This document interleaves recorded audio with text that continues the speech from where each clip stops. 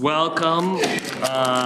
This is a regular meeting of the Metropolitan Council this August 14th. Good afternoon. I'm Charlie Zelli, Chair, and it's my honor to call this meeting to order.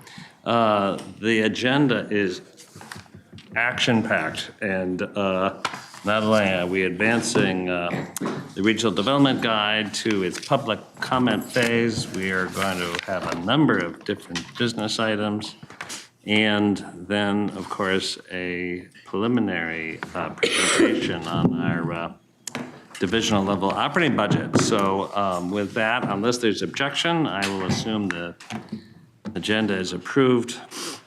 And which takes us to our minutes that were sent out in advance from the meeting on July 24th, so long ago, in 2024. Is there a motion and a second to approve the minutes? Make a motion. Thank you. Second. Second, any corrections, additions, discussion? All right, hearing none. All those in favor say aye. Aye. Opposed? All right, those minutes are approved. Which takes us to our invitation for public comment. If any members of the public wish to make a up to 3 minutes about any issue, as long as it is not on the agenda for today. I'm stalling because we're getting a list. Nobody has signed up, so we'll expect that nobody is prepared to speak. Now, first, a joint report, which is business item 2024-192, relating to our release of Imagine 2050 for public comment. This is an exciting moment because it is really entering this every 10-year process of our Regional Development Guide to its next phase. This is a number of recommendations and language, but it is still very much of a draft. It is not something upon which we are voting on for any specific words or language. It is only the process to advance it for public comment. Just to remind everybody, these are coming from recommendations that we've heard from our Transportation, Environment, Community Development Committees and the various components. Also, we've had a number of inputs from other committees, including our Metropolitan Parks and Open Space Commission, as recommended to the Community Development Committee. As relating to our regional parks policy. Also, the Transportation Advisory Board and its technical committees have recommended the release of the 2050 Transportation Policy Plan for public comment. In addition, the Metropolitan Area Water Supply Advisory Committee recommended the release of the Master Water Supply Plan, which is a component of the water policy plan that is part of this whole guide. So in addition, we are, by today's action, establishing an official public comment period. So that's what's really important to consider, that this is the initiation of an official public comment period. That has a beginning and an end. After that after that action, we will work toward our own comments. As council members, we will have opportunities to give input to not just what we hear from what's been drafted, but from the staff's recommendation about responses to those comments. And we may have additional comments of our own. So after that whole process, we'll have both at the committee level, our own committee, standing committees, as well as committee of the whole or formal council meetings, will have additional opportunities to make comments along the way. So it's really important, I think, that we recognize and want to advance something that is imperfect. And I know and I actually appreciate comments that individuals have made, both to the committee and to me individually and to staff. That there's areas of concern, there's areas of wordsmithing. God bless that. There will be time to do that, in addition to react to that. But today is not the time. I would suggest that we do wordsmithing or comments because this is more of where we advance toward, as I so often say, many times our role as ambassadors, as council members, is to be listeners. And that's what we're starting to do, to be listening now. And then we'll have a chance to listen to ourselves as well. Did you just get demoted? My chair went down. Well, we always know a way to lift you up, Diane, so with that, I would entertain a motion to advance this business item as written in the agenda, releasing the Imagine 2050, including land use policy, the 2050 housing policy plan, the 2050 regional parks policy plan, the 2050 transportation policy plan, and the 2050 water policy plan for public comment. Also, to authorize a public comment period from August 15th to August 7th, 2024, and to conduct a public hearing at 5 o'clock on Wednesday, September 25th, 2024, at the regularly scheduled Metropolitan Council meeting. So moved. Thank you. Thank you. Any additional comments or questions? Was that Holmgren? That was Lilligren. Yes. And, all right, Councilmember Johnson. Mr. Chair, I just want to acknowledge Chair Carter for leading the 2050 work group. I was part of that, and we dug into a lot of this. We had a lot of good discussions. And as this rolls out, we'll see where it all lands, especially as, communities come in with comment, cities, all the stakeholders in the region. And, I'm really encouraging the communities and the people I represent to get their comments in during this public comment period. And I'm also taking meetings with them as well if they've got some things that they want to kind of push their sleeves up and ask questions about. So just thank you again for the leadership, everybody who's been serving on the committees to get us to this point. It's a work in progress. I think, with everything that we send out, we can make improvements, which is what we try to do here at the council. I think we can still have some robust discussion when it all comes back with the information that the region is telling us, and then we can have a lively debate there. So I'll support this today, and I look forward to feedback as it relates to certainly throughout the region, but particularly for District 1, which I represent. Thank you so much. Great. All right, and I second that appreciation for all of your hard work, including the committees and the staffs and Councilmember Carter. Yeah, Councilmember Wolf. Thank you, Mr. Chair. I fully understand it's just to authorize the public comment. I did vote against it at the Community Development Committee. I feel really good about the work that we did on the transportation part of the plan, and I feel really good about the water part of the plan. But I didn't feel like we've had the opportunity to really dig into some of the issues that are expressed in the other parts of the plan, to work through and come to consensus as a council on what really reflects our region. And we didn't even get the language for the parts that were approved in community development until Thursday before a Monday meeting.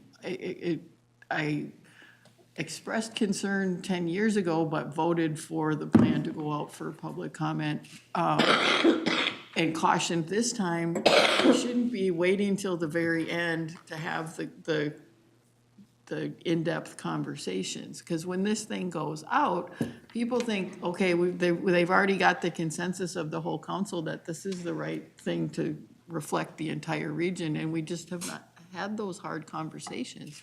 So I will still be voting no. I understand that we have to have a public comment, but it just concerns me that people are going to think this is what the council really wants and has decided on when we haven't had the conversation on some key parts of what is in the plan.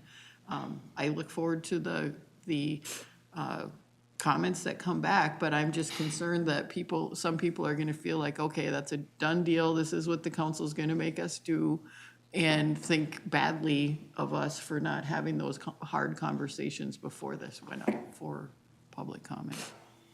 All right, thank you. All right, Councilmember Carter. Thank you. Just a final acknowledgement of the critical conversations that we're having here that have to do with our region's growth and how we grow, invest, and share across this very, very hopefully continually vibrant and prosperous region. And I know that while we had a number of conversations in our small group that were rich and thoughtful, and while we also had conversations here in our committee, as well as the opportunity to just check in with staff individually, that all our questions are not answered. And I very much appreciate those that have been raised across this council as we struggle with very, very important issues. And it's important that we do negotiate the solutions that are best for all of our region. So for that reason, I am very thankful for the work that also staff has done to complete this draft plan and to present it to us, and for the opportunity to release it for public comment, as it is that comment that will further work to help us to complete a plan that will work for our region. So thank you to all. Thank you for the encouragement to all of our communities to participate and share with us the thoughts that will help us to, in fact, make this the very best it can be. Thank you very much. Thank you. It is a really important and a wonderful opportunity for us. With that, I'm ready to vote. So all those in favor say aye. Aye. Opposed? Nay. All right, thank you. That motion carried. We're on to our consent business agenda. There's a number of items. Is there a motion and a second to approve the consent business items? So moved. Thank you. Is there a second? Second. Thank you. Any discussion? All right, hearing none. All those in favor say aye. Aye. Opposed? The consent report is approved. On to the report of our standing committees. There are no reports from Community Development nor the Environment Committee, but there are 3 from the Management Committee. Councilmember Johnson. Thank you, Mr. Chair. Management Committee is pleased to bring forward 3 items for the council's consideration today. The first item is business item 2024-205. This is a same week item. This is regarding Law Enforcement Labor Services Local 192 for part-time police officers. The Law Enforcement Labor Services, Inc. Local 192 contract expired on December 31st of 2023. The union represents 27 part-time officers who work for the Metro Transit Police Department. The parties reached a tentative agreement on July 17th, 2024, and the membership ratified the agreement on July 22nd, 2024. Highlights of the agreement include a 3-year contract effective January 1, 2024 through December 31st, 2026, a compensation package that includes a 5.5% general wage increase and a 2% market adjustment in year 1, a 4.5% general wage increase in year 2, and a 3% general increase in the 3rd year of the contract. The general increases and market adjustments are consistent with the increases offered to the other LELS represented employees.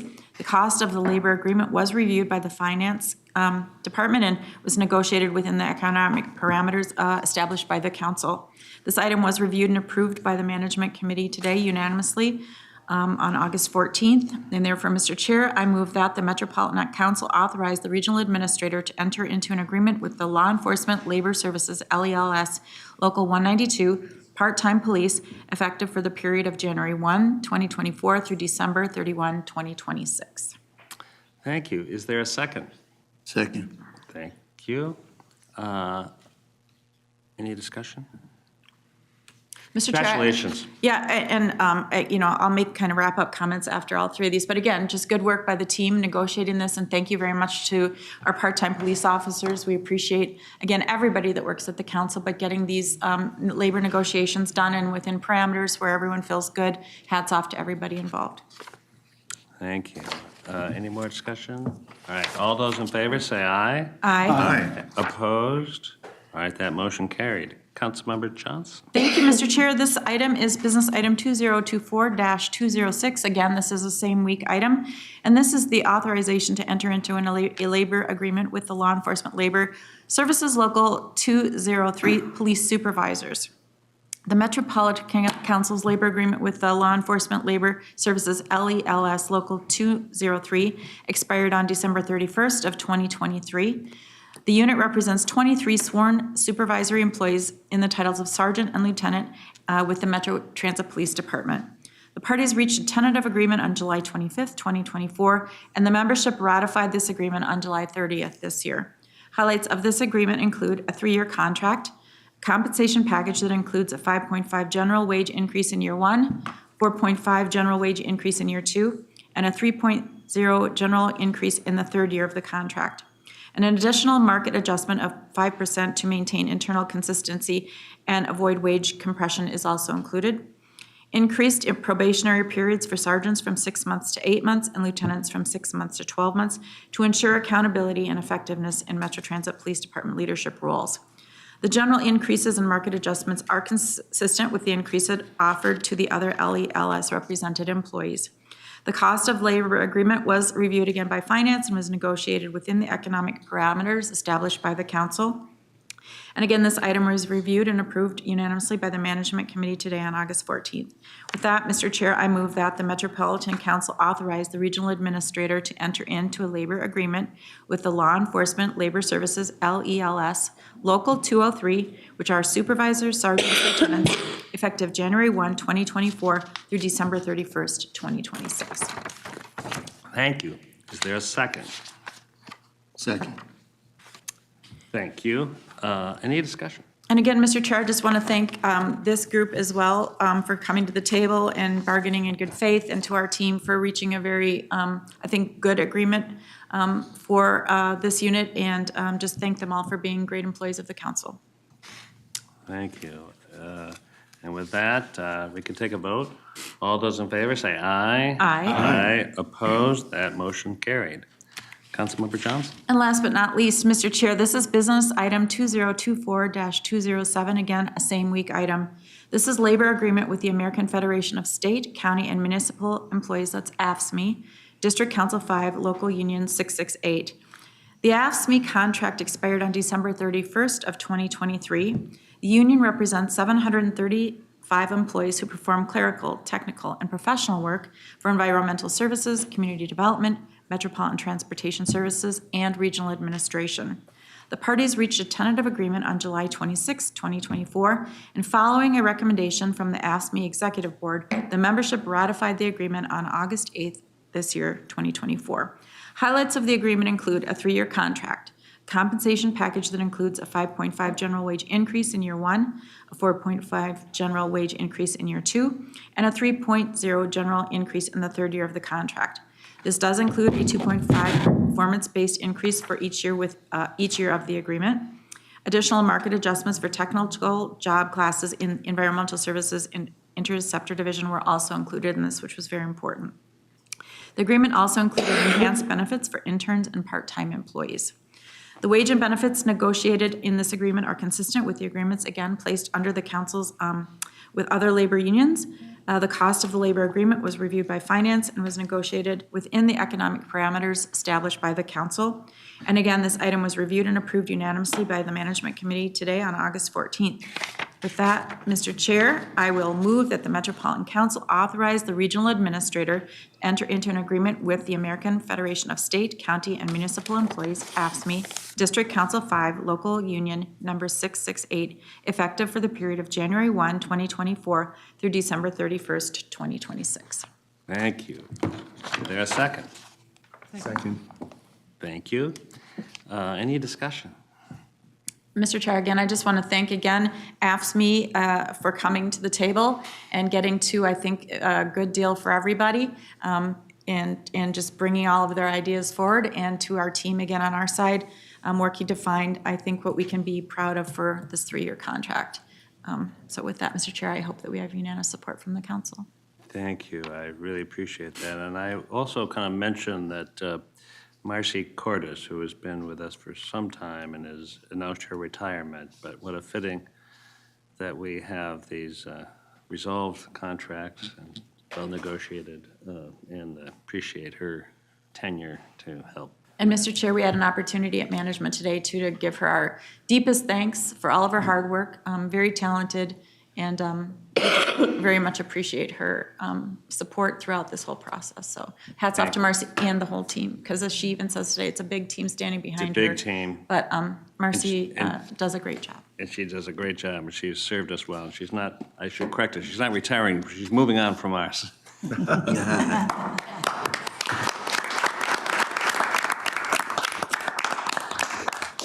And I said in management, Mr. Chair, we hope that it includes a beverage of her choice on a white sand beach near a body of water somewhere. Well, the official record so stands. That's right. And then for a vote, all those in favor, say aye. Aye. Opposed? All right, great, that motion carried. Thank you so much. On to our Transportation Committee, Councilmember Barber. Thank you, Mr. Chair, council members. Business item number 2024-153 is for the coal line vehicle use and maintenance agreements with Washington County. Metro Transit is responsible for routine maintenance and snow and ice control for 8 miles of the bus guideway being constructed by the Gold Line project. Washington County Public Works will provide routine maintenance and snow and ice control for the bus guideway at Metro Transit's cost. These two agreements will detail the terms, conditions, and payment structure for services provided by the county. So before I offer the proposed motion, we have an opportunity to get an update on where the project is right now. So let me introduce Alicia. Welcome, Alicia. Thank you, Mr. Chair. Members, I wanted to introduce to Mike Ulmer. He's our agreements lead that's done an amazing job with this agreement, which is a very complicated one, as you can imagine. So I am going to give an update, few slide update on the Gold Line and where we are. So right now, the Gold Line is still, we're in our final year of construction, and we have a lot of construction workers out there every day. So about 280 people out just in the field. That does not include all the support staff and our own staff and contractor staff that's mostly in the office. So a lot of people doing a lot of great work out, both on the civil job and the park and ride in Woodbury. Our civil contractor and our park and ride contractor are on target for completion this fall. And then just wanted to share, this is our first photo of the red paint that's going to be included in many sections of the guideway. So you'll see that as weather's finally cooperating. So thank goodness rain has finally stopped for now. Next slide. So this is an important part of our stage. So when construction wraps up, our contractor will be doing testing along the alignment. So they're installing fiber throughout the corridor. So all the stations are connected to the fiber. And this is something that's in their contract to do. The contractor will be doing a lot of testing to make sure that all the elements are working correctly, like our transit signal priority. That's an important element for our buses to maintain that reliable speed.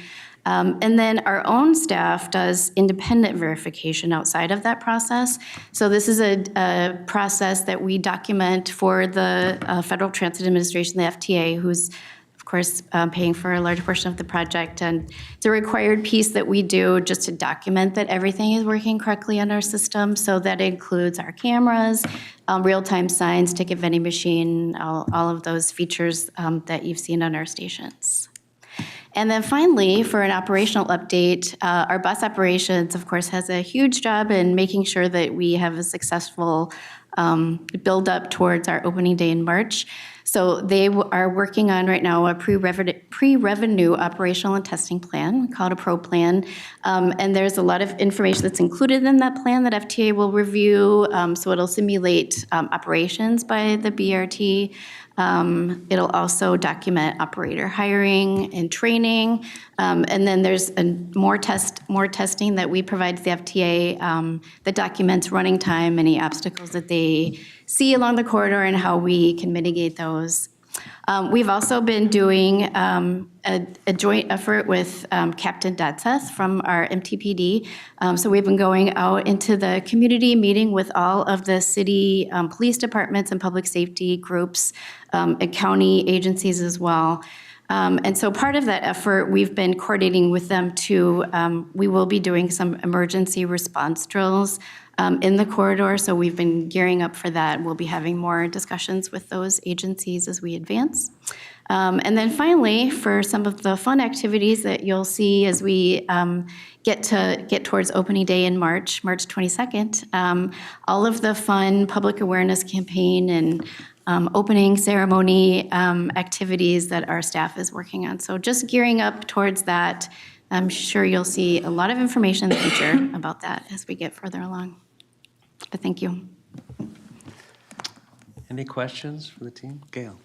I don't have a question, I just have a comment thanking you and your team for being so responsive to the questions from the community and your tours and your construction updates. They're really been clear, and when people call me, and I'm speaking, I think, for Sue and for Chai as well, it's just been very positive all around, and I know that you've had lots of questions, especially on the safety issues, and just your responsiveness has been really, really great. And I know the community really appreciates all that you've done for that outreach, and then getting this awareness for March 22nd. We'll all be there, so it'll be great.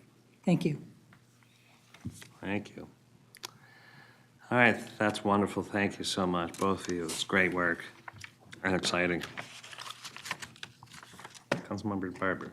Thank you, Mr. Chair. If there's no more questions, then I move that the council authorize the regional administrator to negotiate and execute vehicle use and guideway maintenance agreements 2410 or I-000 and 24I-031 with Washington County for snow removal and maintenance services for the Gold Line Bus Rapid Transit Project Guideway for a total not to exceed amount of $6 million. Right, is there a second? Second? Thank you. Any more discussion? Councilmember Barber. Very briefly, just want to say thank you to the project team. Like, you guys have done such a great job. I echo everything that Councilmember Cedarberg said. And it's so nice to be getting so close to say we know when we're going to open, and kind of gives me goosebumps. So just very excited. So, thank you. Great. Any other thoughts? All right, then we can vote. All those in favor say aye. Aye. Opposed? All right, that motion carried. Congratulations, and thanks for being here today. Well, we're on to our information item, and I see our, unless I've missed anything, no, I see our Chief Financial Officer, Ned Smith, and the various division team members to give us a little preview. We're not voting, but we are going to absorb an overview of the division level operating budget. Welcome. Thank you, Mr. Chair, and members of the committee, council. I am Ned Smith. I'm the Chief Financial Officer for the council. And we are here today to present our overall operating budget for 2025. The finance directors and division leaders will be joining me shortly to walk through their pieces and really share the numbers and some of the stories that are behind them. So just an overview for how the overall system works. We do every year create a unified budget, but we break it into two pieces, the operating budget and the capital program. Operating budget is basically our operations, any pass-throughs, either grants or loans or otherwise, our debt service payments, and then OPEB, which is other post-employment benefits for our retirees. And on the capital side, we'll walk through our authorized projects plan, 6-year annual spending. And that, basically, we break this into two pieces. So we'll be doing the operating budget today is the info item preview. And then that will be for your review until August 28th. And on August 28th, the council will hopefully approve that budget as required by statute before September 1st. And then on October 9th, the divisions will come again, only with their capital programs, and walk through their 6-year plan. We'll have 2 weeks to review, and then on October 23rd, that'll come before the council also for approval. Once that happens, then that creates the proposed unified budget, and that gets released for public comment, which is then approved on December, well, will be put before the council for approval on December 11th, because we are required by statute to present that before, to finalize that before December 20th. So I like to say budgets are like gravity.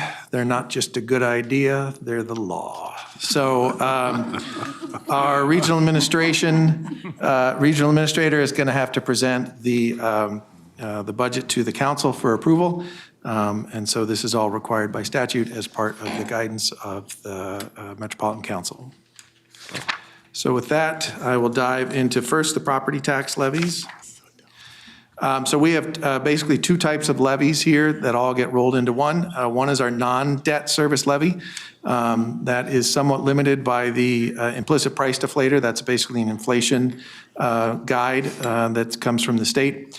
And that is what drives our general, or what funds our general purposes, our livable communities development act in terms of the development and redevelopment grants to communities, and then loans for acquisitions and highway right-of-way. Although we actually have funds, we don't actively do that now, so there's no levy for that. On the debt service side, we use the levy to pay for our debt service for parks and transit.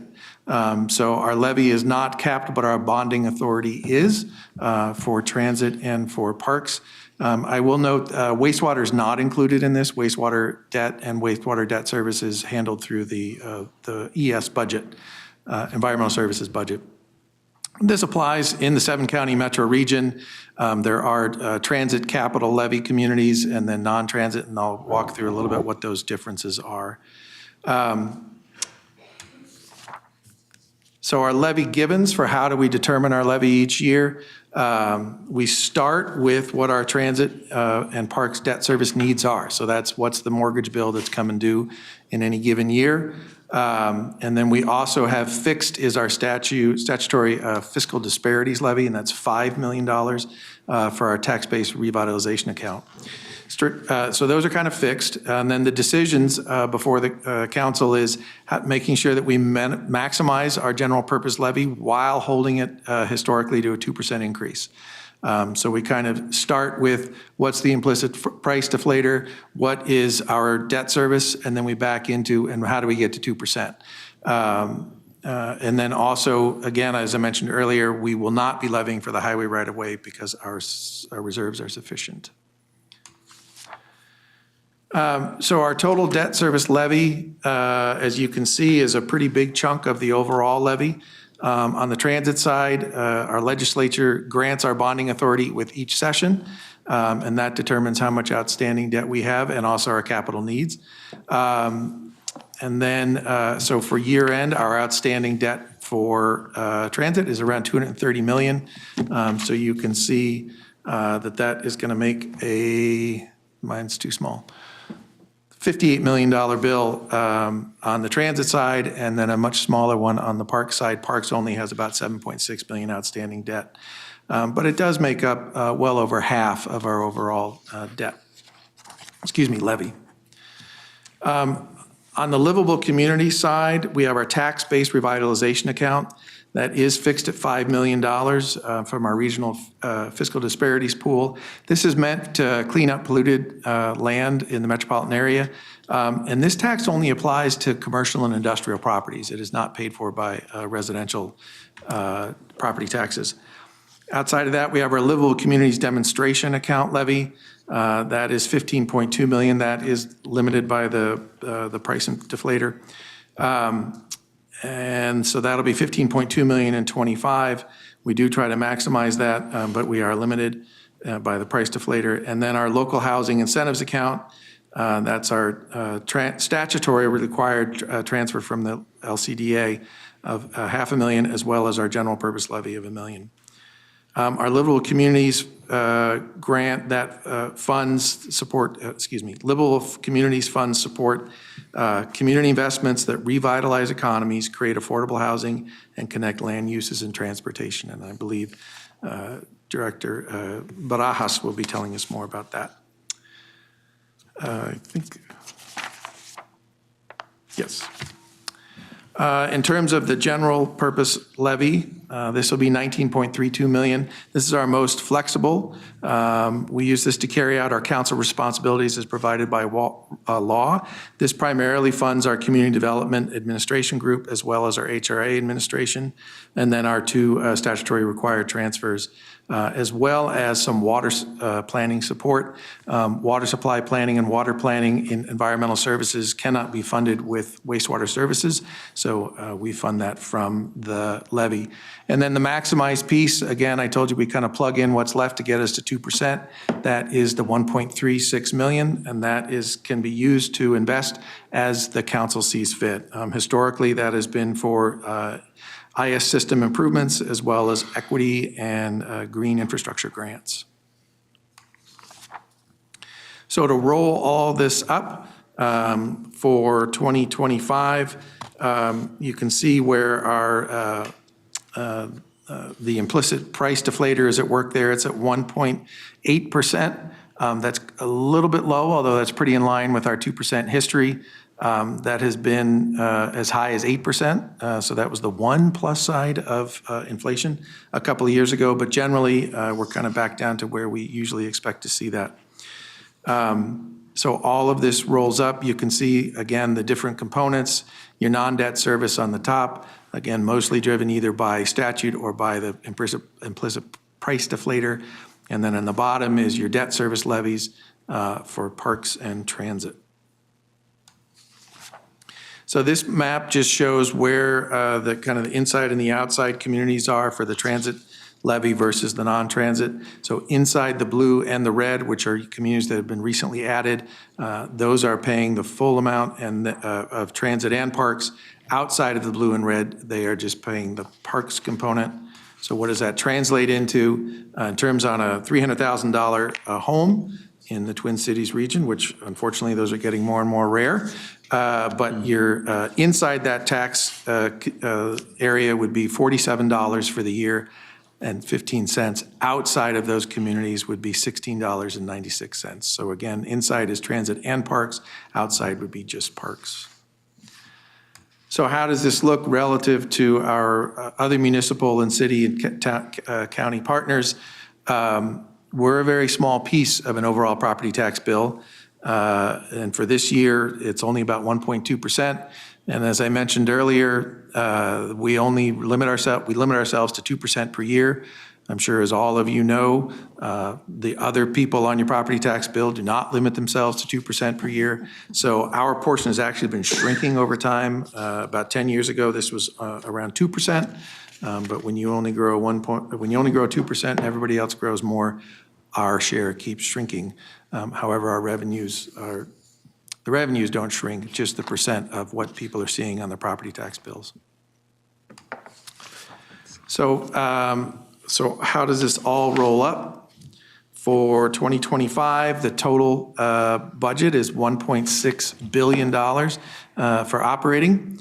You can see that most of that is for the actual operations of the divisions and the regional administration. We do have a small portion for OPEB, which is again is other post-employment benefits. That's what we put aside for our retiree benefits. And then you can see a little bit for debt service. Just a quick reminder, that's debt service on transit and parks, not wastewater. Wastewater is built into their own operating budget. And you can see debt service is coming down a little bit. That's due to lower capital expenses during the COVID and the years out following that. So our capital program slowed down a little bit on those areas. We're expecting that to pick back up now that more and more people are riding and we are putting more miles on our buses. The next piece down is your pass-throughs. Those have been pretty stable. Most fluctuations there are due to timing more so than changes. In terms of the largest piece, operations at $1.2 billion, you can see the biggest piece there is our salaries and benefits. Those are up 16%. This is a combination of contract settlements and additional hires, especially in transit, but somewhat also in regional administration for additional HR and especially IS support as we look to grow those capabilities to meet the needs of the entire organization, particularly around cybersecurity and hiring. In terms of the rest of the operations pieces, contracted services is growing. That's mostly due to higher contractor rates across the board. And then other would include materials for transit and ES, chemicals for ES, fuel and utilities for both divisions. But those have eased slightly, so the jump this year is quite less than the jump from 23 to 24. And that's because we're seeing easing in inflation in chemicals, utilities, and fuel. I would actually point out quickly that OPEB is fully funded. And so it is a closed system, a closed plan, and we are fully funded there, so we're in great shape. So again, the total budget rolls up to $1.6 billion. You can see that on the left-hand side, where that money goes is primarily the largest division, no surprise, is transit and transportation, followed by environmental services. And then after that is community development. RA looks small, but it's actually not. That's because regional administration budgets are allocated out to the divisions, so they are embedded in there. RA is quite bigger than that, and I'll walk through how that RA breaks out. Over on the sources side, the color coding here, the dark, for those of you who can see colors, I hope. The dark blue on the upper right-hand side, that reflects that it is from customers, so either wastewater fees or fares.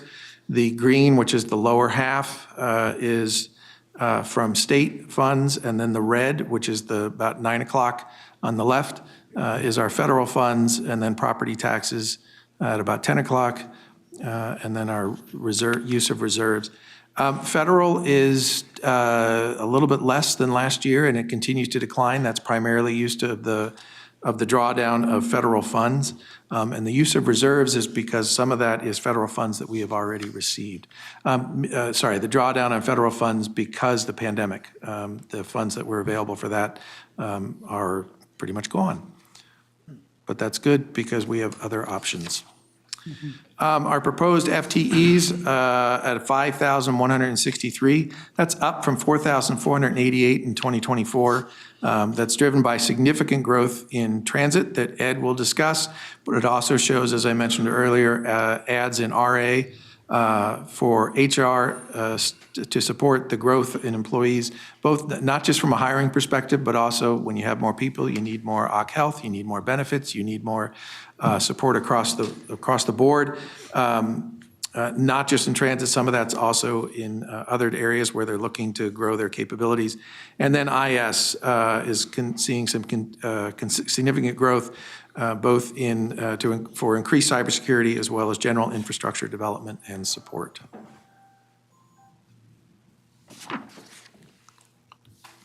There is a soundtrack available. And overall, for the general fund, this is where we just look at regional administration and community development. So this is about $135 million. Almost all of that is paid for by our RRI allocation. So as I mentioned earlier, it's pushed out to the divisions. You do have $19 million in our general purpose levy, and then $114 is pushed out to the divisions for the services that they receive. And then other, which is mostly around interest income. So you can see within general fund, regional administration is the biggest piece, but then there are community development expenses there. And then, as I mentioned earlier, council investments, that was things in the past like information services improvements and equity grants. In terms of by category, you can see people are our largest investment. At about 56%. Again, we're seeing some growth there, primarily due to the contract negotiations and also increase in headcount within RA. And then contracted services are, again, that's primarily driven by IS because we're getting additional help around development and support. And then you can see the council investments, as we mentioned earlier, are the uses. So overall, the funding operating reserves, the operating reserves for the general fund are quite healthy.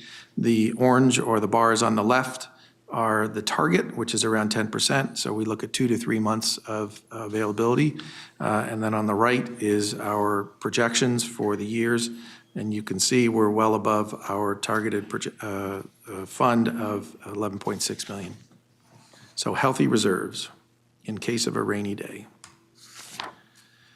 For regional administration, the actual departments and uses, you can see information services is our biggest piece at almost 60% of our budget. And then financial services includes things like budget, treasury, procurement, payroll, accounts payable, accounts receivable. Business administration is things like communications, community relations, HR, and then admin is legal, regional administrator's office, government affairs, and audit. Again, the source, you can see that it's allocated out to the divisions, and then uses by category, you can see salaries and benefits are our biggest drivers. And contract service, they're very similar to the prior. In terms of what those allocations look like for the individual divisions, they are mostly allocated out, well, there's 2 ways you can allocate them out. One is by direct use. So if for example, if an HR hiring specialist is hired specifically to hire for transit, then that person's time will be charged entirely to transit. But we also have some departments where it's allocated out based on either head count or in the case of IS for the number of terminals. So they vary, but over on the right, you can see the changes over time. Most of them are, again, we're seeing robust growth for all of RA at 17.5% down at the bottom on right. But you can see they're pretty robust, particularly for Metro Transit and Metro Transit services due to the increased services that we are offering due to the sales tax. Environmental services at 16.7% looks a little alarming, but they've actually been flat for the last 2 years. So if you look at a 3-year average, the growth there is relatively reasonable. So with that, I will take any questions on the overall budget and regional administration and general fund, and I will tap dance while I wait for the environmental services team to come up and take any questions. Any questions for Ned? All right, thank you. Tap. Now we'll hear from the environmental services. Welcome, Lisa.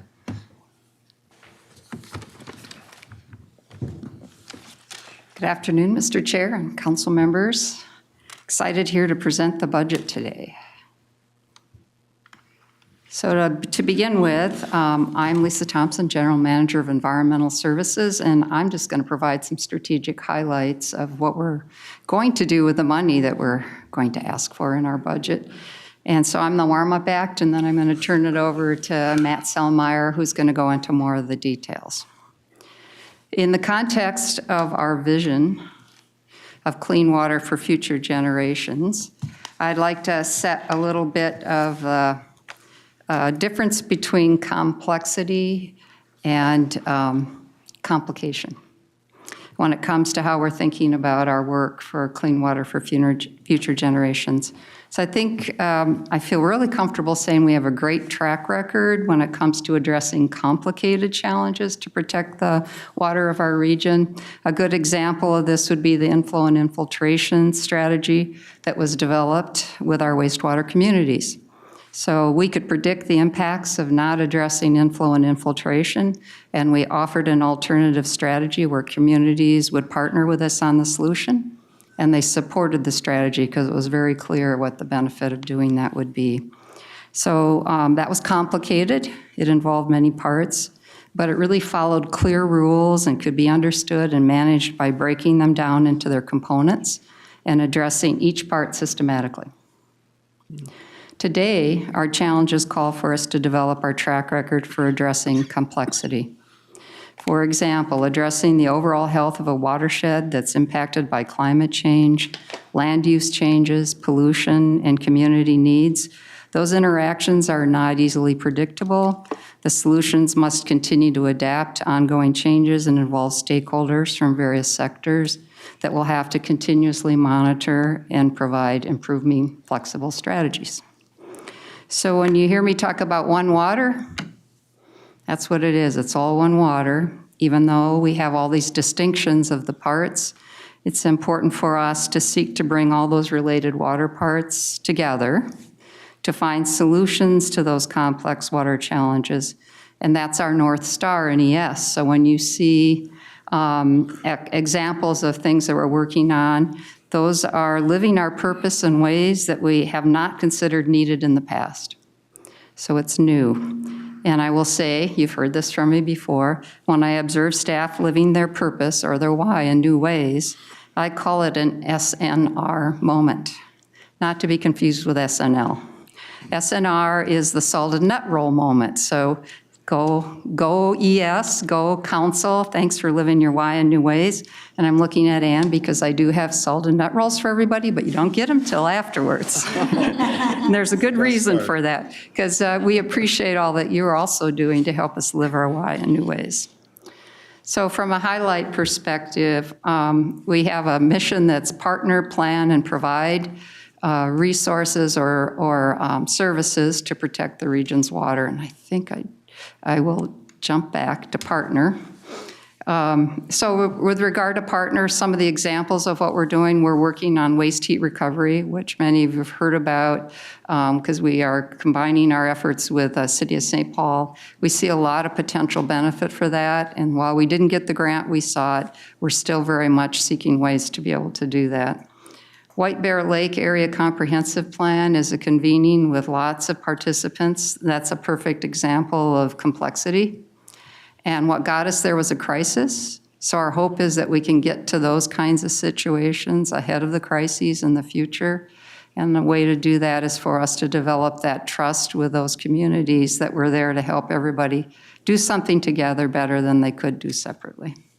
Tribal nations, we've turned some really important corners in working with our tribal nations and building our ability to partner with them going into the future.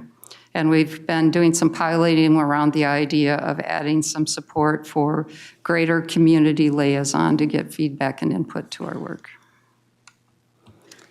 On the plan side of our work, we've all been really busy getting ready to release the new Thrive or the development plan for 2050. And that's been a very busy time for us with a lot of outreach. You know that we have to plan to provide resources to prevent contamination of the waters out there by treating our wastewater. And we have a couple new facilities coming up. So how we approach the design and delivery of those facilities is really important in this complex situation. That future Crow River facility to meet the Northwest area needs to look at that complexity. And we are also improving our own landscapes so that we don't have stormwater runoff, and we've done that really well with several of our facilities and will continue to do so. And then lastly, what you probably hear the most about is our treating of wastewater and our record for doing that well. I think I'm been really excited, and I'm going to be off on vacation next week, but if you come out to the fair, you'll see me there staffing our exhibit, which will help us not only educate the public, but help the youngsters that are someday going to be our ratepayers understand how they too can help protect our region's water and to partner with us in the future. And having and attracting a good workforce is really important for us. And we've learned some important lessons about what it takes to attract more diversity and support them when they arrive. And we know we need to continue to work at that. So with that, I'm going to turn it over to Matt. And while you transition, I would just point out, council members will get an invite on Friday in your end of week digest that includes the reminder of the Eco Experience walkthrough exhibit next week. That is occurring on Wednesday. That will ultimately be instead of having a committee of the whole. Oh, great. Oh, good. Mr. Chair, members of the council, my name is Matt Solmeyer. I'm the Budget Manager in Environmental Services. And I'm here today to take you through some highlights on our operating budget. The first thing we like to remind everyone on is that we're a fee-for-service agency. So if you flush, you pay. If you don't flush, you don't pay. And we do not take any federal or state money to pay for wastewater services. Our revenue comes from our municipal wastewater charges to cities, our sewer availability charges for connecting to the system, and industrial charges for high strength. So this year we have a 5.6% municipal wastewater charge increase. This is largely due to salary adjustments for increased cost of living, but also inflation we're seeing in contract services for things like our insurance and our security contracts. And we're also seeing some inflationary impacts in our material costs. Our sewer availability charge fee or connection fee is flat for the 11th year in a row. We've been able to keep SAC flat because we have a healthy reserve balance and because we've had robust growth in the region. And in 2025, we plan to use $5 million from our SAC reserve to fund PAYGO. PAYGO stands for Pay As You Go, and this transfer helps us with rate mitigation, and it also helps us fund capital projects. There's a lot of benefits to using it, less requirements than something like GO bonds or PFA loans. So it gives us more flexibility, and it also helps us in turn take out less debt. Our industrial waste strength charges are set to go up by 7.1%, which is a function of cost increases at our treatment plants. So industrial strength charges are based on the cost to treat wastewater at the plant, excluding our interceptor cost, and the reason for that is that it doesn't cost much more to transfer waste to through the pipe, whether it's high strength or not. And then the industrial permit fees are tied pretty close to the municipal wastewater charge increase and just rounded to the nearest $25, and that we're looking at a 5.8% increase. Moving on to our uses by department and category. Here we have our 45% of our uses by department are for treatment services. That's the annual cost to run our treatment plants. After that, 25% is for administration. And that includes not only the cost of our general manager group and environmental services, but that's also paying for regional administration costs, those central services that Ned had mentioned earlier. And that goes towards things like the biggest piece in that is information services costs.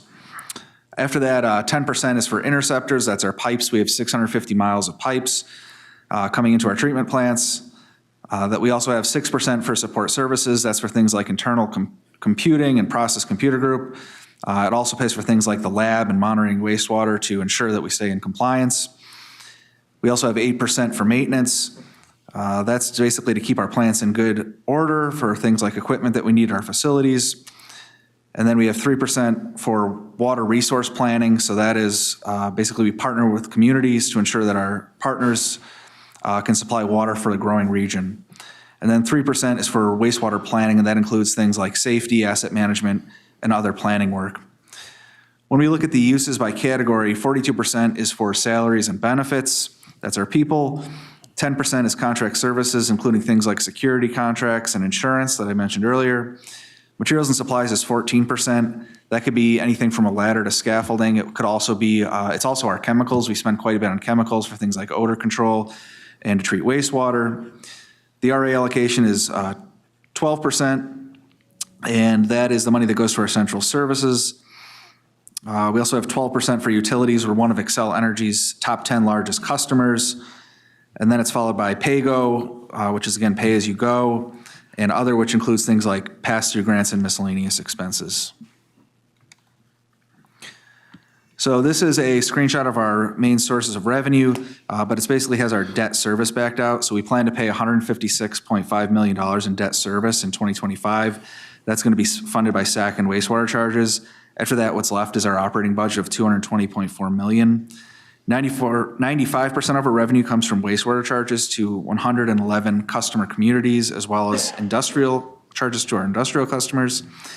And then the remaining activity is largely grants. So pass-through grants like water efficiency. And then we also have a 1% category here for the reserves. So we collected some money for grants with Newport and White Bear Lake a couple of years ago, but that money won't be paid out until 2025. So we're planning to pay out $3 million of that in 2025 out of our reserves. Moving on to the sewer availability charges. So we had, the first thing I would point out is that we're at about 19,000 units in 2023, and that's actually the 20-year average for SAC, so that's a pretty good number. The second thing I'd point out is that part of the units dropping in 2023 was spread across all categories, commercial, residential, and apartments. And we're currently planning for around 19,000 units in 2024 and 2025. So we saw somewhat of a spike really after the pandemic, and we're kind of normalizing out now. And then the SAC reserve, so that helps us to manage future rates. What we're referring to there is sometimes we do use our SAC reserve to help fund PAYGO. That's part of the reason that you're seeing a little bit of a downturn between 2022 and 2023, but that was planned. The other thing I would point out is you can see how low our SAC reserve was in 2010 and 2011 during the last recession. So when SAC units come in less, there's less growth and development. We rely on that SAC reserve to keep our SAC rates flat and stay competitive. So even though it looks like we're higher right now, the next recession could bring us down, but some of that is planned with using those funds for our SAC for PAYGO. And the last thing I was going to mention was that budgets are like gravity and they're the law, but Ned already beat me to that. So I think. And water flows one direction, right, down? That's right. Unless you're the Red River. Thank you so much. Any questions? All right, I really appreciate it, Lisa, and I appreciate your work. And up is community development. On to community development. Lisa, your team.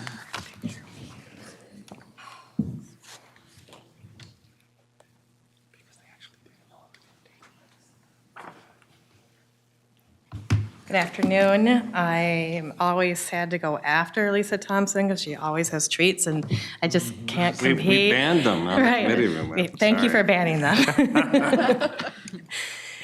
So just a little, I'm Lisa Barajas, Executive Director of the Community Development Division. We have a broad portfolio of work that our division is responsible for, ranging from long-range planning that you hear a lot about, our housing planning work, our parks policy, and our land use planning, as well as forecasting, research, and then moving those plans into action through our grants and technical assistance programs that we provide, as well as our operations and our housing authority. So 2024 so far has been a big year for us. As you know, we've recently received a grant from HUD, really building on and planning for our future technical assistance that we're planning to provide to local units of government as we turn the page in 2025 to that local comprehensive planning process. So looking ahead for those opportunities, we've been working on our climate pollution reduction grant as well, really advancing the efforts that the council had already had underway around our regional climate work and our own climate action work plan for our operations in this organization. We've been doing a lot of work, thanks to the legislature, around community tree planting, first in our parks implementing, with our parks implementing agencies in the regional parks program through appropriations that we had received in the previous session, and then new appropriations that we received in just this session to continue that work and continue to build out or plant out, I suppose, the region's forestry and tree canopy. And additional enabling statute this year and funds from the legislature to start a new community tree planting program for local units of government. So we have that on our docket this year. And a lot of this work then will transition into what we do in 2025. As I said, turning to that implementation of Imagine 2050 by issuing what the statutes call system statements. That's our initial notice to local units of government that the council has adopted new regional plans and that it's now their turn to look at their local plans and update those in response. Those system statements will go out in the fall of 2025. It's a lot of work to pull them all together and create those individualized, here's what the regional plans say for your community in particular. So those will all go out at the end of, or near the end of next year and start that 3-year local planning process. In addition to that, we are developing and will be in 25 developing 2050 planning programs for technical assistance, a training series, similar to what we had done in the 2040 planning process. What we had called Planet was a 2-year training program with a number of different topics and activities, both around minimum requirements for local plans, as well as how to get more out of your plan and learn more and learn from one another across the region. Like I had mentioned, the HUD Pro Housing Grant will really go into effect in earnest in 2025, and a lot of that implementation will begin in that year. I believe it's a 4 or 5 year performance period that we'll have for that, and continuing that work and really trying to capitalize on the new funds through the Metro sales tax to support affordable housing in this region. And those new funds that will be coming to local units of government, or have already started coming to local units of government just starting this year. We'll also be implementing our Parks Historical Cultural Study, continuing work around our Climate Pollution Reduction Grant. The regional Comprehensive Climate Action Plan is due to the EPA by mid-year of next year, although that timeline might change, I heard a little birdie told me today. So we'll keep our eyes on that, but it's really an opportunity through that grant program to dig in with particularly communities who are overburdened by the effects of climate change, and identifying strategies that both address their issues as well as provide community benefits, not just regionally, but specifically for the communities that are overburdened. So we're really looking forward, and we'll be initiating that engagement this year and continuing that work with overburdened communities in the coming year. And as always, continuing our implementation of our Climate Action Work Plan, which you heard about earlier this year, updating our population and employment estimates, and continuing that focus on what people are telling us. We're building out our qualitative analysis team so that we can really take what we're hearing and turn it into actionable themes and numbers that we can work with. In the Metro HRA, we also have a number of big priorities that we'll be working on, and actually have already started working on. The Bring It Home initiative is a state rental assistance program that the legislature recently passed as well. That program development Minnesota Housing is working on, and our staff have been actively involved in that program development. We realize how much of a game changer this can be for us, with roughly 1,000 new vouchers coming to just our agency to serve residents who we know have a dire need for getting into housing becoming really unaffordable despite the amount of production that we've had. So hopefully we'll be hearing soon about that program and be able to kick that off in 2025, but we don't control that program development timeline, but are actively waiting and planning ahead for how we can be ready for that to be implemented as soon as we hear about it. The Department of Housing and Urban Development has two big updates to major programs for our housing authority as well. I know our Community Development Committee recently heard about these updates, what we call HOTMA and Inspire, because of course we only speak in acronyms. But these are two major standards two major programs that affect how we operate the Section 8 program, and were initially intended to be done this year. And after a lot of work to be ready for implementation, HUD said, yeah, let's delay that a little bit. We're not quite ready. So we expect that this will happen next year. We've done a lot of work to be ready for that already and to implement both of those new programs, but that delay will probably move us into 2025. We've also been conducting a residential preferences study for voucher holders. We know there's a lot of academic research around what others think are good moves for voucher holders in the region in order for them, or across the nation, in order to have life success. But we thought we would actually ask our residents what they would prefer and how what they would need in order to meet their own household success as they define it. So we're in the process of doing that right now. We hope to be able to share a lot of that information with you. I know that the data, I think our staff just received it, so there's a lot of parsing of data that we'll be going through and sharing that out. And that really can help inform us with other programs that we do, not just in our housing authority, but how we think about the other programs that we do within community development to support household success, whether that's in our Livable Communities program or in our planning and policies or technical assistance that we provide to local units of government. And then, of course, we continue to explore wealth building opportunities with our voucher participants. We do have that option through HUD to use Section 8 vouchers to help support moving households who are whose incomes are starting to move, make them ineligible to continue to participate, but to move them into potential home ownership or other wealth building opportunities. So that's something we have underway now that we hope to have more work for you to share with you in 2025. I will turn to Heather now to talk about the numbers. Thanks, Lisa. Mr. Chair, council members, I'm Heather Giesel, Director of Finance and Administration for Community Development and Metropolitan Transportation Services. So Ned talked a little bit about how CD is funded.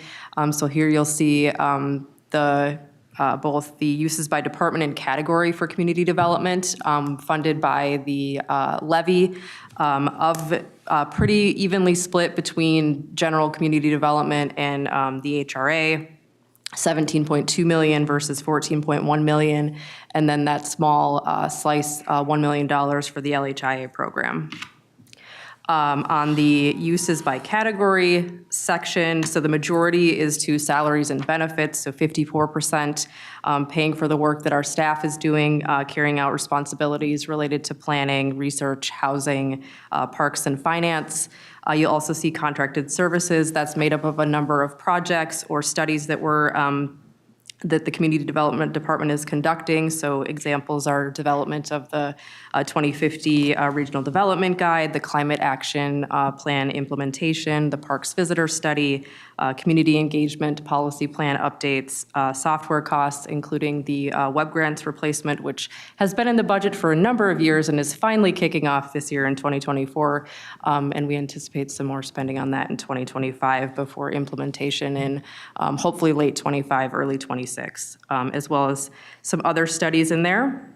Also out of our budget are the RA allocations, so support services from RA Finance, General Counsel, and IS, and then just some other general administration costs. For the sources, so the majority of our funding is coming from the property tax. You'll also see there the other is rental income from the Family Affordable Housing Program, about $3 million. There's also HRA portability admin fees, and then some transfers from Metro Transit and some parks interest earning. And then finally, the federal component here is HUD admin fees. So the majority of that, the vast majority, $9.3 million are HUD admin fees. And then the EPA grant that Lisa had mentioned is $330,000 budgeted there. As far as the pass-through, so uses by department, this is a combination of livable communities, parks, and HRA. Livable communities and parks are pass-through dollars to the implementing agencies for the parks and local communities via our grant programs on the LCA side. HUD revenue is pass-through for the HRA Housing Assistance Program, so coming from the Fed directly to our residents and landlords. As far as sources by category, we have the HUD pass-through revenue, state revenues, that's the Parks Pass-Through Program, 11.7 million, and then the Housing Trust Fund is a very small component of that. Reserves is actually the previous year LCA property tax levy that we hold in an account until those funds are utilized by the grantees for their individual projects. LCA and TPRA is property tax levied, and then we have a general fund of $1 million. And now I think Ed will join me up here. Thank you, Lisa. Welcome, Ed.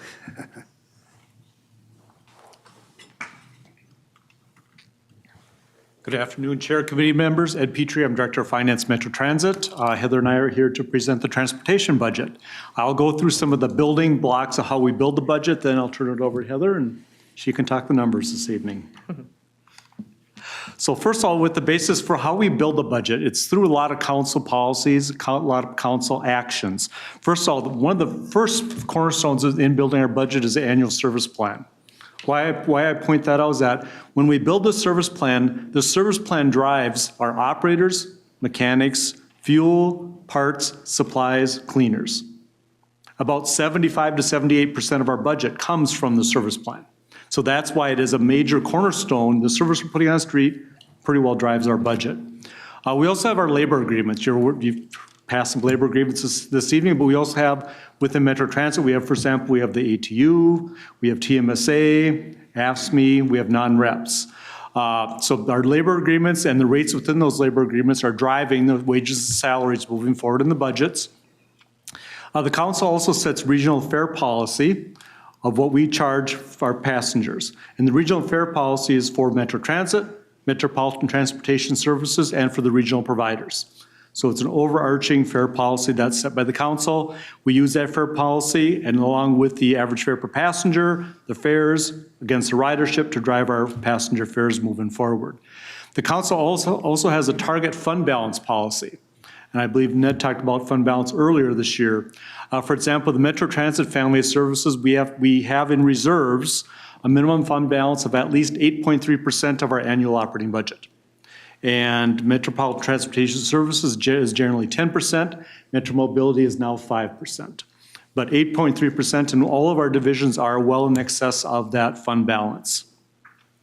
Federal COVID relief funds, we've been talking about that over a number of years. With council, when we started on this COVID adventure, I always call it the COVID journey. When we started on that back in 2020, the council between 2020 and 2021 was a recipient of just over $725 million of federal relief dollars. We've been drawing those dollars over the years with additional valid expenses to pull it against. We have about $19 million left to draw in. We will have about $19 million left to draw in 2025. That will be for Metro Mobility. One of the things that when Heather gets into our budget this evening, you'll see a significant use of reserves. And one of the reasons I'll explain what happened was in 2023, in about April or May of 2023, we were getting notifications from APTA concerning a potential federal clawback of the federal dollars. They were telling all transit agencies if you have eligible expenses, because you could go with eligible expenses back to February of 2020. So we had eligible expenses available in the transportation division. We chose to pull those federal dollars in, put them into reserves, and then use them in future years. So next year, what we're using in 2025 is the reserves that we built from pulling in those federal dollars. And then also the new addition to our budgets are the Metropolitan Transportation Sales Tax. That's the 3/4 cent sales tax that started in October of 2023. You'll see that in the budget this evening. Forecasts and legislation, there's a number of things. First of all, one of the other cornerstones that we have is that we also review our budgets along with all of our multi-forecasts. We always historically have done a 4-year forecast moving forward, 2 bienniums forward, to make sure that our budget is aligning with that legislative horizon.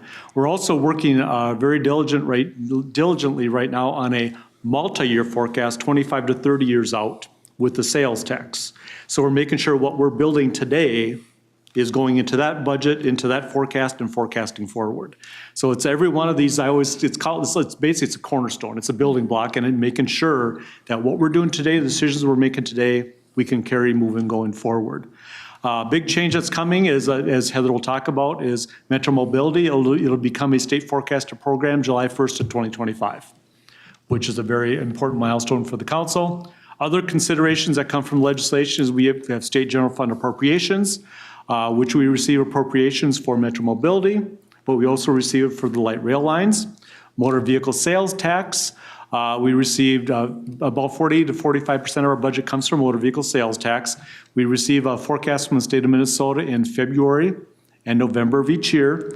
The numbers we're talking about this evening are based upon the February forecast, but before we adopt the budget in December, we will have a new motor vehicle sales tax forecast.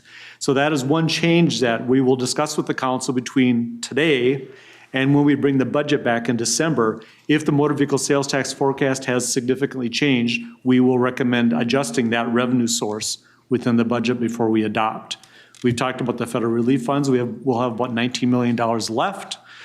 We tie everything to our long-term forecasts, and we're introducing, again, a new sales tax.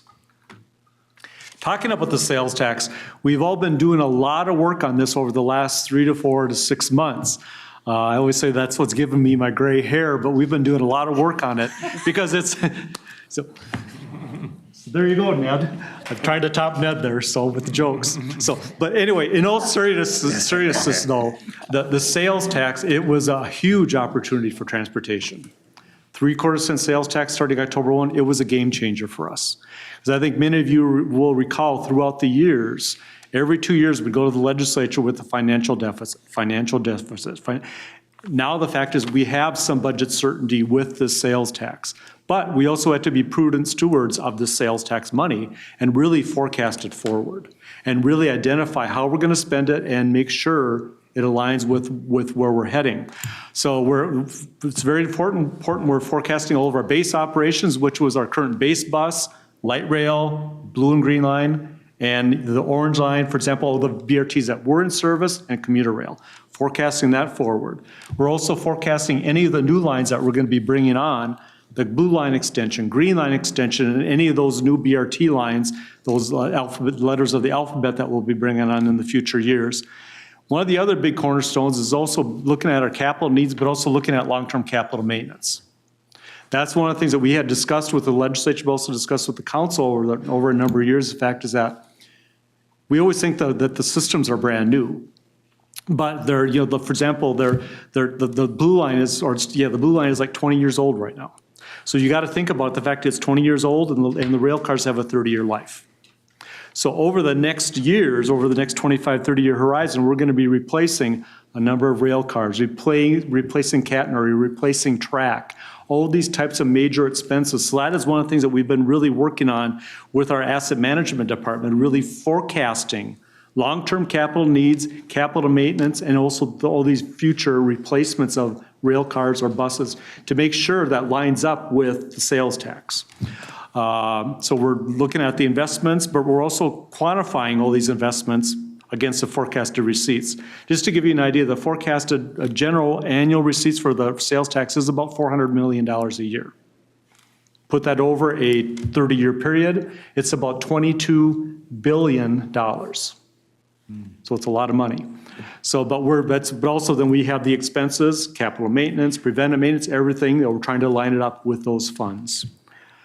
Then one of the other things I do have the final point here is that we are currently working on now allocation recommendation, working on a change to or recommendation for council policy, and we'll be bringing that forward sometime later this fall yet.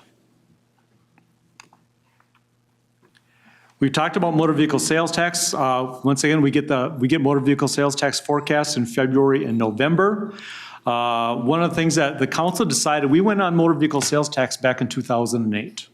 Prior to that, we were on real estate taxes for transit.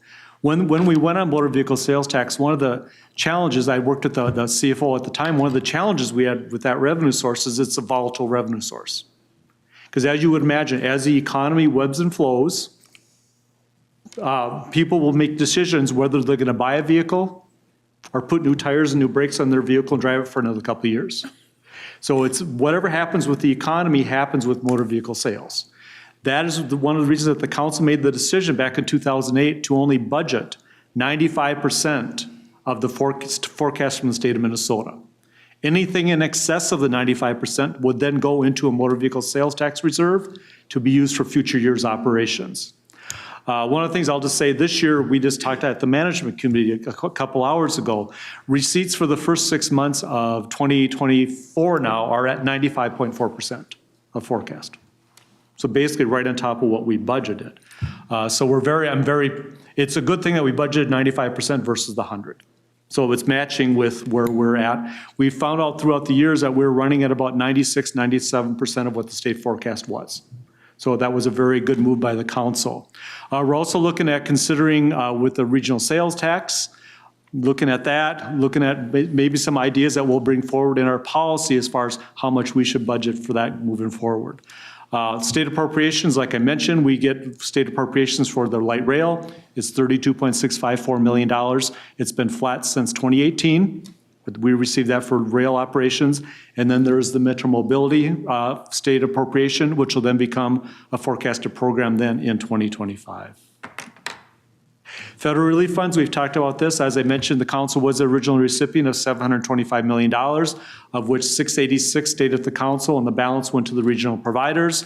We have about $19 million left that we will spend in calendar 2025.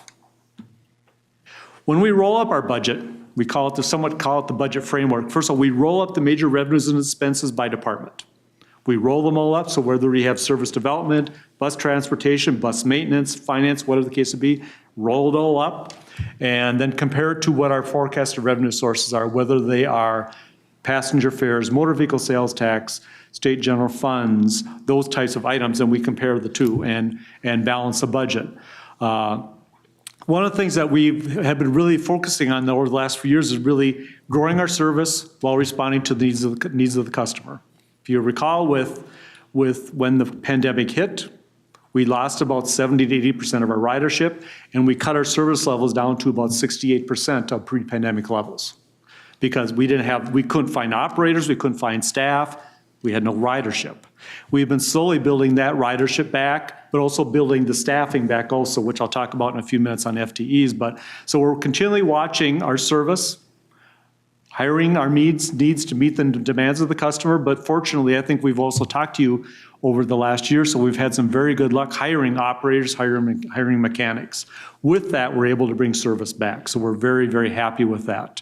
But as I stated here, the workforce shortages could be an ongoing risk. That's one thing we continually work with human resources on and forecasting our needs.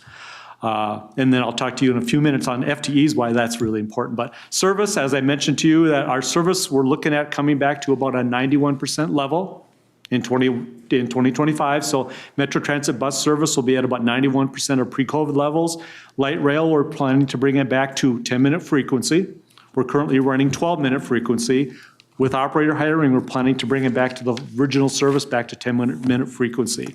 On North Star, we're planning to continue at the 8 trips per weekday, plus special events.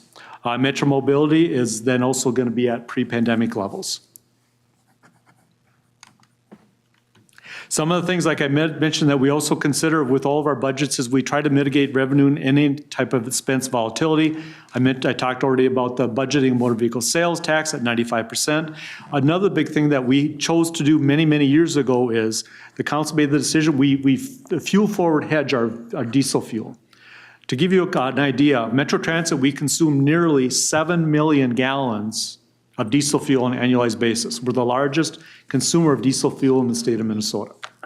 So what we do is we fuel forward ahead, 24 months our diesel fuel. We lock in approximately 90% of our consumption for the next 24-month period. The reason we do that is not to make money, but we do that for budget certainty. Because as you could imagine, one of the things within your budget that could be very volatile is just like when you're on your own household is cost of fuel. And so that's one of the things, that at least if we know what the fuel is going to be for the next 24 months, we're able to get some budget certainty and we can plan accordingly. So what happens with the fuel price hedging, like I mentioned, it's a 24-month contract period. So basically 1/24 of the contracts every month will come due. Let's say it's for 10,000 gallons.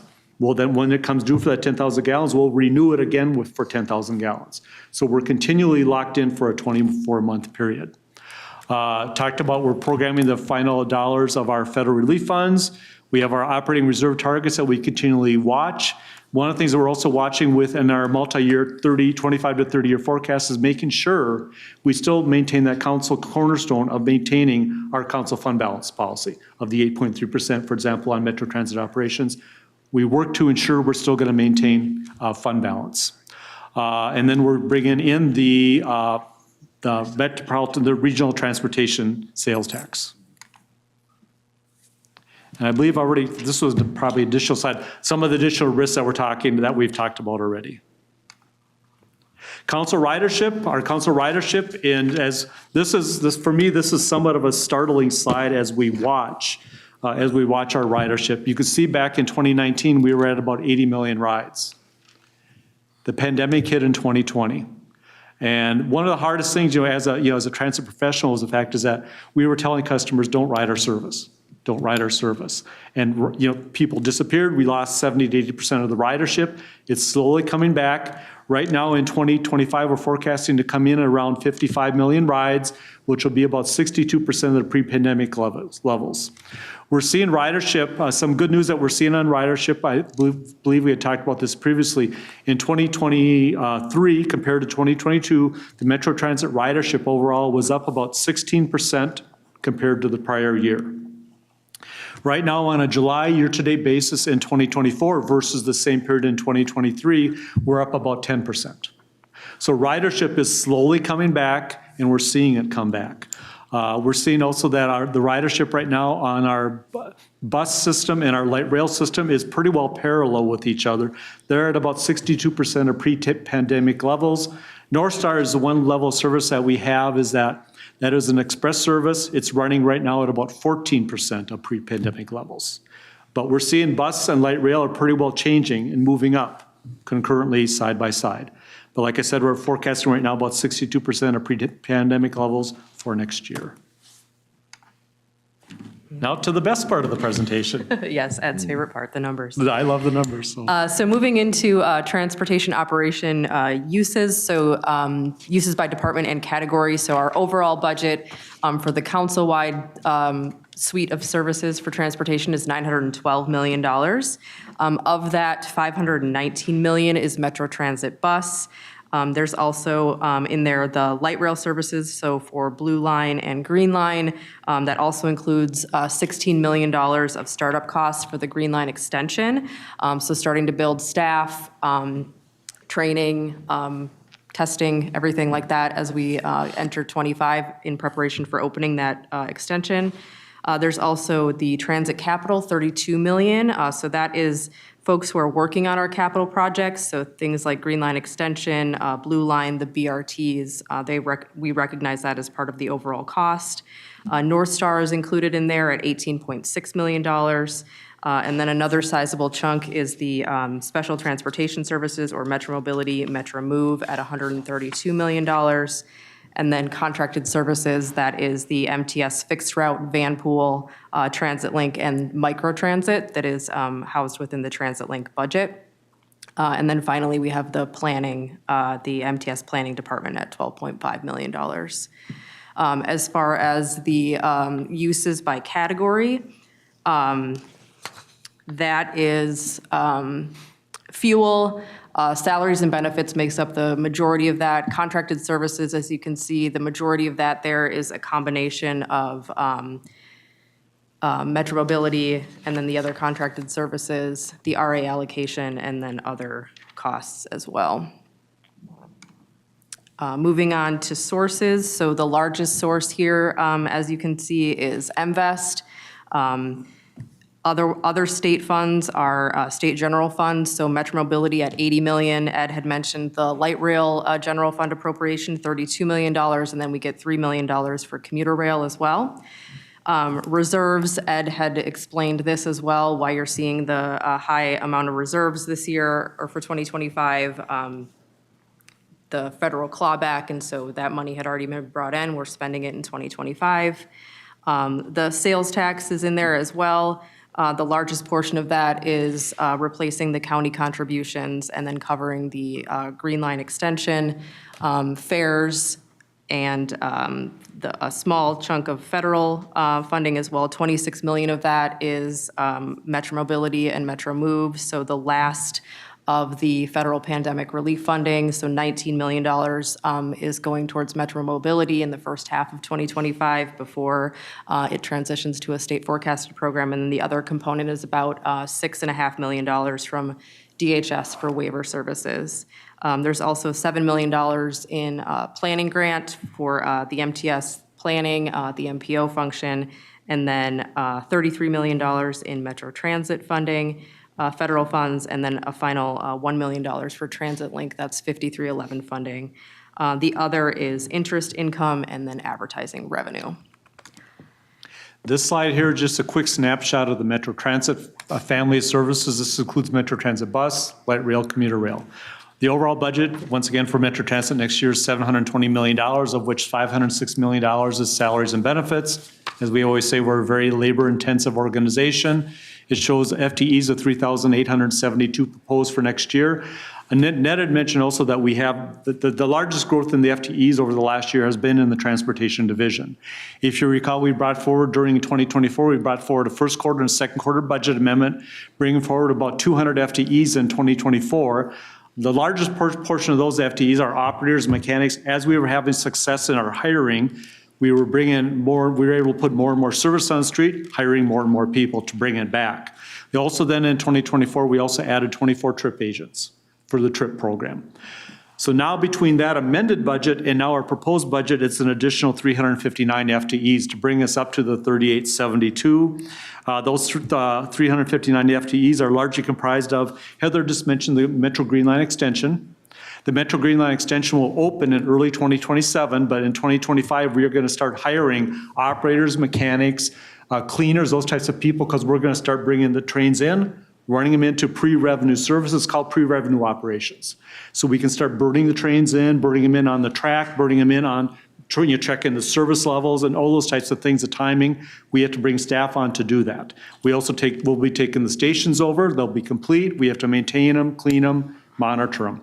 So that's about $16 million of the budget that Heather just talked about, and that's about 137 FTEs. We're also bringing on additional, Alicia this evening talked about the Gold Line. We'll be bringing on additional operators and mechanics, fuelers, cleaners, et cetera, for the Metro Gold Line, which will start in March of 25. We have the B line that'll start in June of 25, and the E line that'll start in late 2025. So we're bringing on a composite of FTEs for that. And then we're also then looking at expanding the TRIP program in 2025, adding on an additional 76 TRIP agents. So with that, that will bring us up to the 3,872 FTE complement. One of the things now that we're actually working now with human resources is the fact is that if you take it's 500 FTEs between the adopted 24 and the end of 2025, that's 500 FTEs. So we have to work very closely now with our partners in human resources. We're actually going through an exercise right now, actually laying out all these FTEs by department, laying them out by quarter. So human resources will know they don't all need to be hired January 1, but what quarter do they need to start planning so we can start hiring and hitting those FTE counts? So it's going to be it's a major growth, and it's exciting, but but we want to make sure that we're monitoring it and tracking it very closely. Mr. Chair? Yeah. Can I just ask one quick question on that? Yeah, please. So when we are budgeting our trip agents, is that part of that contracted service that we've got that's? With Allied. Yes. Chair committee members, that is in addition to the Allied Okay. contract, yes. And so that would then show up in contract services as it relates to transportation in the budget? Yeah, the Allied In the contract goes through contracted services, that's correct. Okay. Yep. But those would be additional people, though, that are part of, but they are not counted in, this is direct hires that you're showing us here? Or is this everybody Chair, that's a yeah, body chair working committee in members, the- that's correct. These will be Metro Transit employees. Okay. On top of that, we'll still have the Allied contracted service. Okay, thank you. Yes, you bet. Thank you. Go to the next one. Okay. So moving on to special transportation services, this is Metro Mobility and Metro Move. Just a note on the title of the slide, we are moving towards referring to these programs as special transportation services to align with a language that's in the legislation that makes it a forecasted program. So as you see, it referred to special transportation services over the next coming months and years. That is the reason for the change, but it is what has historically been referred to as Metro Mobility and Metro Move, and we'll still have those names as well. So I had mentioned programming the federal funds, so the $19 million, and then the DHS funding coming from the state, which is federal funding passed through by the state. We also have ridership is projected at 95% of pre-COVID levels in 2025. Up until this point, the last couple of years, we've been, ridership's been about 87% or so, between 85 and 87% of pre-COVID levels. So we've budgeted ridership in 2025 at 95%. Service is at 100%, however. We've got about $7.5 million in fares. Again, that's if we're at 100%. We've been around 87% historically, but we'll continue to track what that looks like.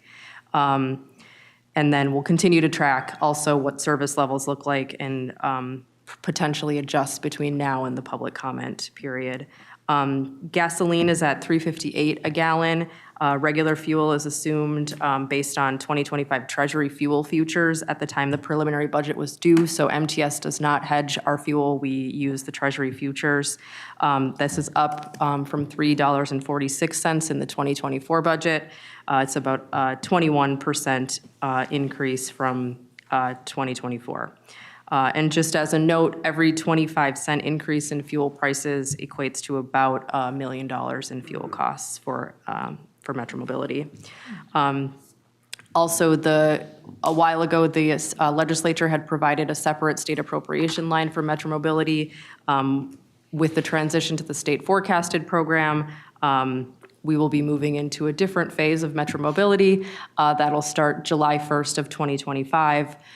So we are gearing up to begin reporting this fall, coordinating with MMB staff on what that looks like, spending down some of the reserves in 2025 and the final sales tax, final federal funding before it transitions over to the state in 2025.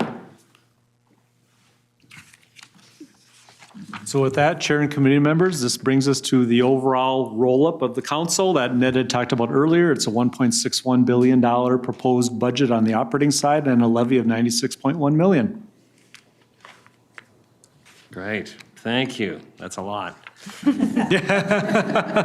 you have any questions, Any questions you can contact us. from any of the above or the below? Councilmember Carter. Just a very quick one on the last. I perhaps should know why we're not hedging the fuel cost in Metro Mobility here. Mr. Chair, council members, I will have to follow up with you on that, unless Ed has an idea. I don't recall. Yeah, I don't recall either, so. No, I don't yeah. recall. I'll follow up with you all. Thank you. Yep.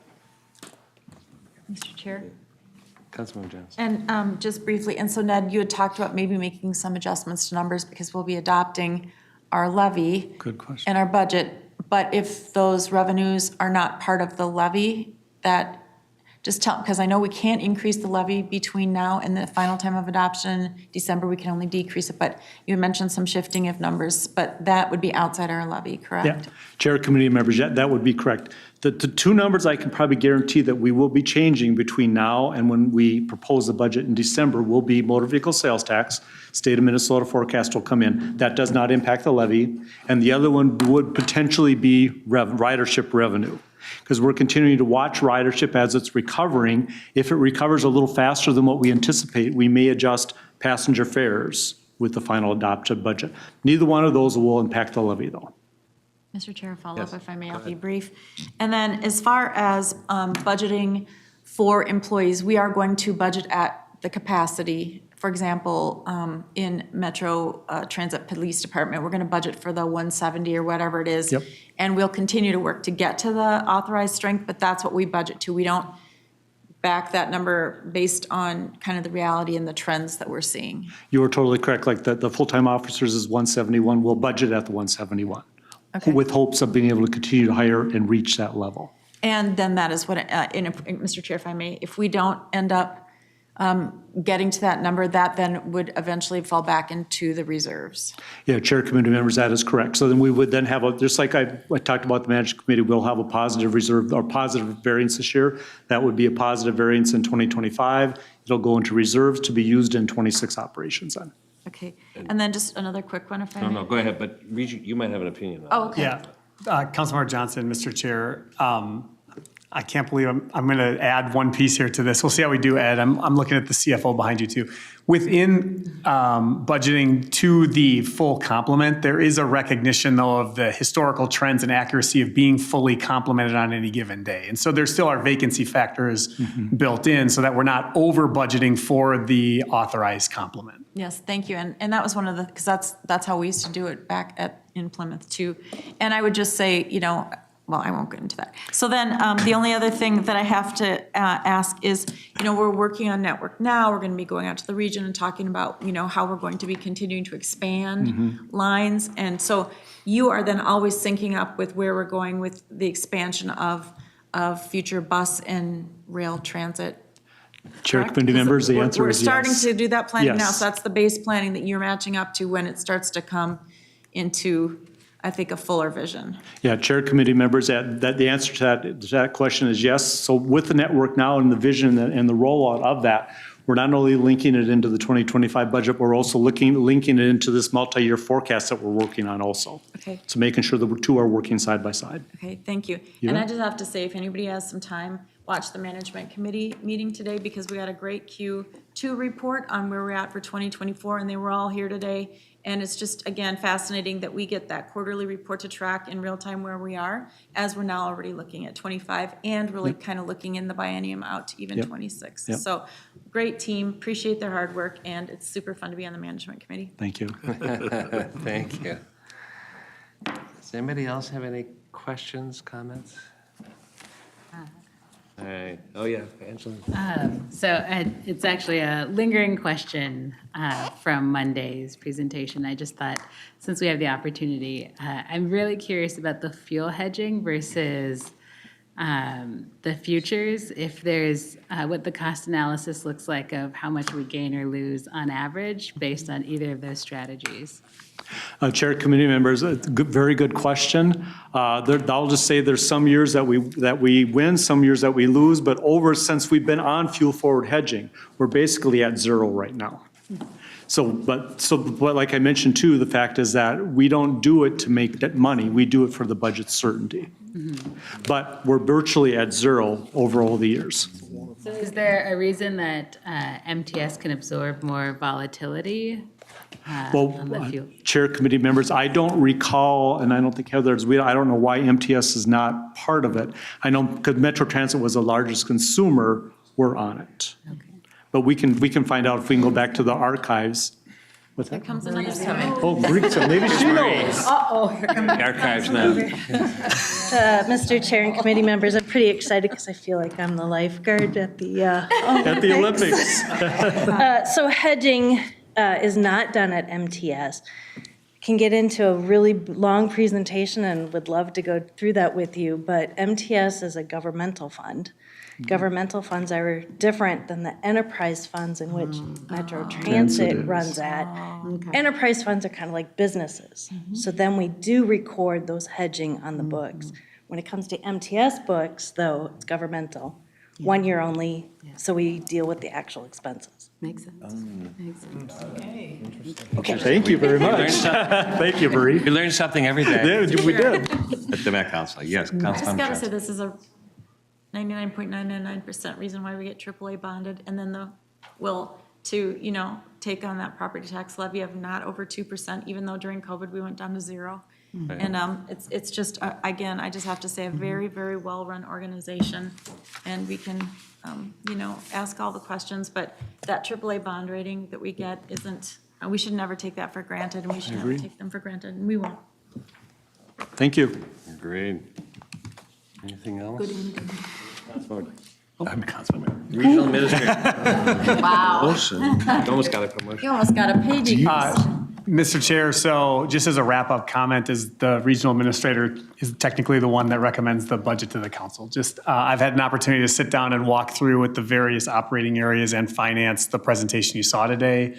And I think back to when I started with you earlier this year and some of the comments you all made about thinking about strategy and alignment, capacity building, and the need to be able to grow as we meet the challenges of today and also tomorrow, and coming out of some really challenging years that battered all sorts of public organizations, including this one.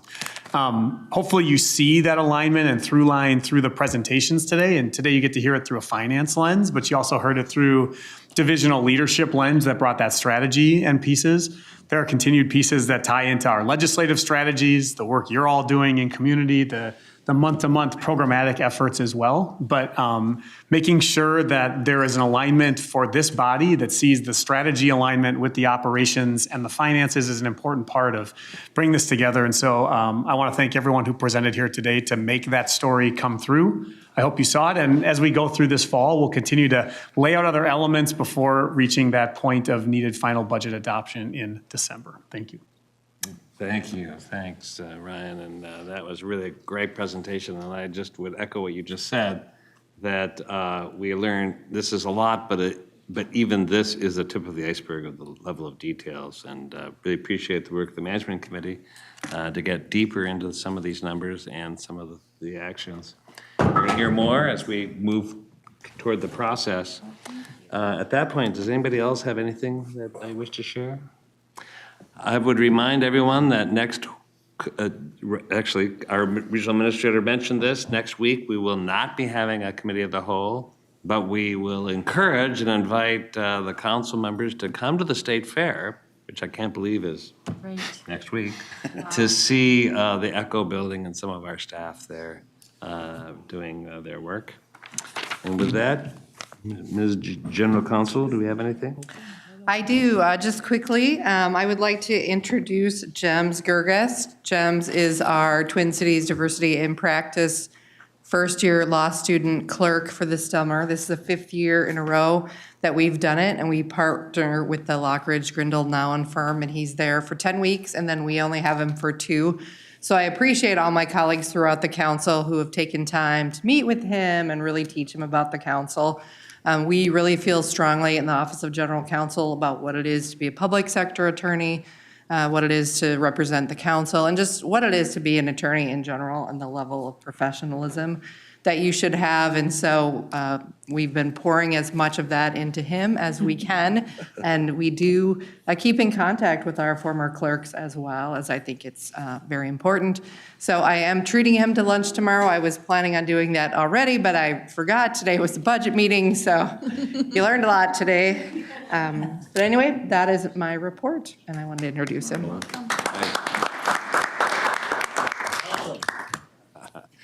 And with that, unless there's anything else before the council, big meeting, lots of information, and enjoy the state fair, enjoy summer.